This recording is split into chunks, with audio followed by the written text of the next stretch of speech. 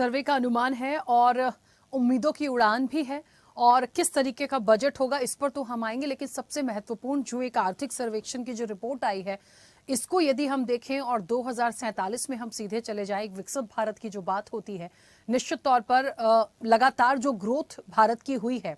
देखिए, विपक्ष का अपना काम है आरोप लगाना, लेकिन असल में आज इस पूरी चर्चा के माध्यम से एक कंक्लूजन निकालने की कोशिश करेंगे कि हम कहां हैं, हम कितने बढ़ रहे हैं, किस रफ्तार से बढ़ रहे हैं। और ये जो आर्थिक रिपोर्ट सामने आई है, कहीं ना कहीं ये आने वाले समय में जिस विकसित भारत की हम बात करते हैं 2047 में, उसमें कितनी सफल होगी और आने वाला बजट सबके लिए कैसा होगा। जुड़े हैं, सबसे पहले आपका परिचय करा दें।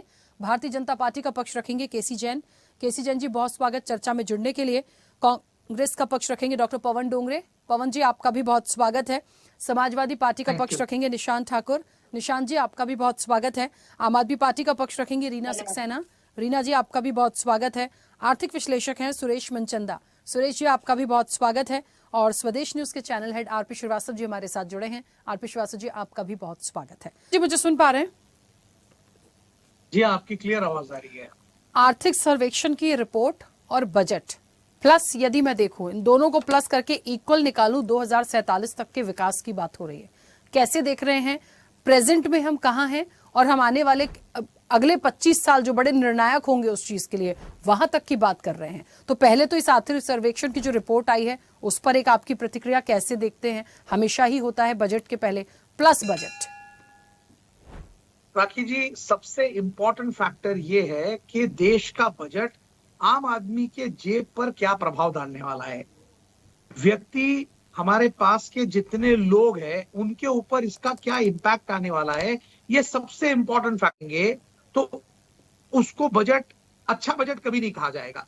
बजट वो होता है जो हर व्यक्ति के जेब को सूट हो, हर व्यक्ति को एक उसके अंदर बेनिफिट मिले, हर तबके के व्यक्ति को। मतलब मैं बात कर रहा हूं, चाहे वो इंडस्ट्रियलिस्ट रहो, चाहे वो कॉमन मैन रहो। भारत में ऐसे कई लोग हैं जो 12,000 रुपए, 10,000 रुपए महीना, 8,000 रुपए महीना कमाते हैं। तो उन लोगों के ऊपर भी इसका क्या इम्पैक्ट पड़ रहा है, ये चीज देखना, ये अर्थ मंत्री की सबसे बड़ी जिम्मेदारी है, क्योंकि ये भार उनके ऊपर दिया गया है। अगर हम बोलेंगे कि सिर्फ भारत का हम सशक्तिकरण कर रहे हैं, हम इंपोर्ट के ऊपर, एक्सपोर्ट के ऊपर ध्यान दे रहे हैं, या हम इस तरीके की चीजों को देख रहे हैं कि जिस चीजों के अंदर मेजर स्केल्स के ऊपर, आर्थिक स्वरूप के ऊपर भारत को बहुत बेनिफिट होगा, मगर उसका प्रभाव हमारे कॉमन मैन के ऊपर क्या पड़ेगा, यह सबसे मूलभूत चीज हमको हमेशा याद रखनी चाहिए। भारत की इकोनॉमी स्ट्रांग है, उसका कारण यहाँ का बिजनेस, यहाँ की क्वालिटी ऑफ प्रोडक्ट, यहाँ की जेन्युइनिटी ऑफ प्रोडक्ट।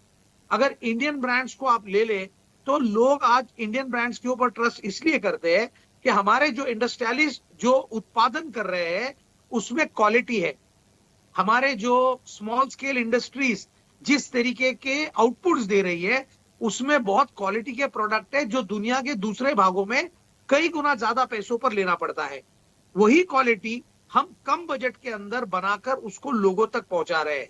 इसके लिए इंडियन मार्केट एक स्टेबल मार्केट के रूप में हमेशा उभरा है और लोग हमसे बिजनेस करने के लिए वर्कआउट इसीलिए करना चाहते हैं कि इंडियंस की क्वालिटी और उनका जो वर्क है वो हमेशा परफेक्ट होता है।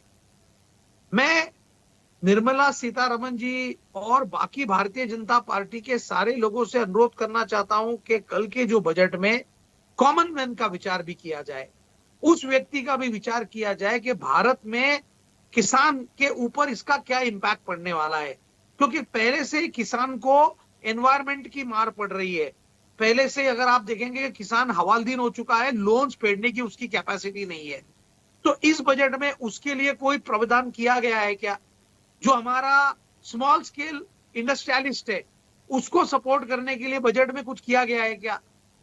जो हमारा गरीब तबके का व्यक्ति है जो रास्ते पे हाथगाड़ी खींचता है उसके ऊपर इसका क्या इम्पैक्ट पड़ने वाला है? क्योंकि वो भी तो रोज दिनचर्या चलाकर अपने परिवार का पेट पालने वाला है, 5 लोगों का, 8 लोगों का वो पेट पालने वाला है। तो ये बजट में ऐसे लोगों के लिए भी कुछ सोचा गया है क्या?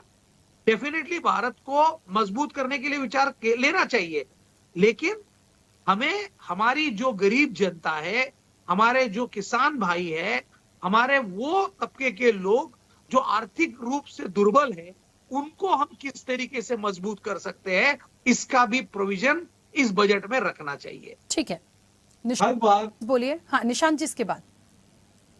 देखिए, मुझे यही लगता है बजट, बाकी सारी चीजें क्या करना चाहिए, अभी डेफिनेटली हम लोग अगर सजेशंस भी देंगे तो वो कितना उसको एक्सेप्ट करते हैं इस पर भी डिपेंड करेगा। मुझे ये लगता है कि as a finance minister of India ये निर्मला सीतारमन जी की नैतिक जिम्मेदारी है कि उन्होंने खास तौर पर गरीब तबकों का, कॉमन मैन का, किसानों का एजुकेशन के ऊपर कैसे हम लोग बच्चों को फ्री एजुकेशन की तरफ ले जा सकते हैं, ये चीजों का ध्यान रखना पड़ेगा।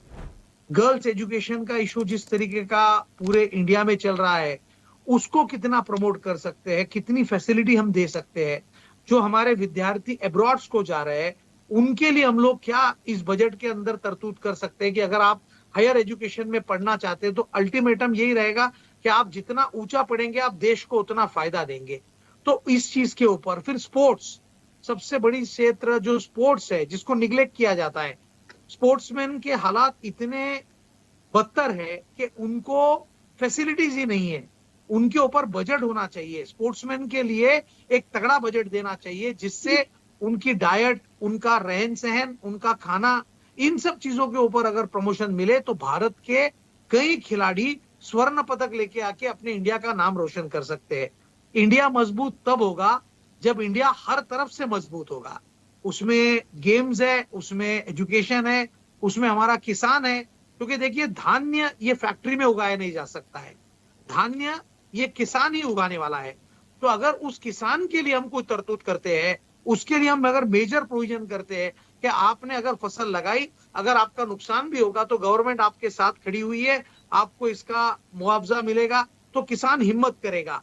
अदरवाइज कहीं ना कहीं आप देखिए, अगर किसान ने अगर धान्य अच्छे से नहीं उगाया तो आपको इंपोर्ट करना पड़ेगा, जिसकी हेवी पैसा आपको बाहर देश को देना पड़ेगा। तो इन सब चीजों के ऊपर बहुत बारीकी से ध्यान देकर इस बार का बजट हमारा सामने आना चाहिए, ये हमारी अपेक्षा है। ठीक है जो जी ठीक है, क्योंकि समय की सीमा, मैं चाहती हूँ सभी लोग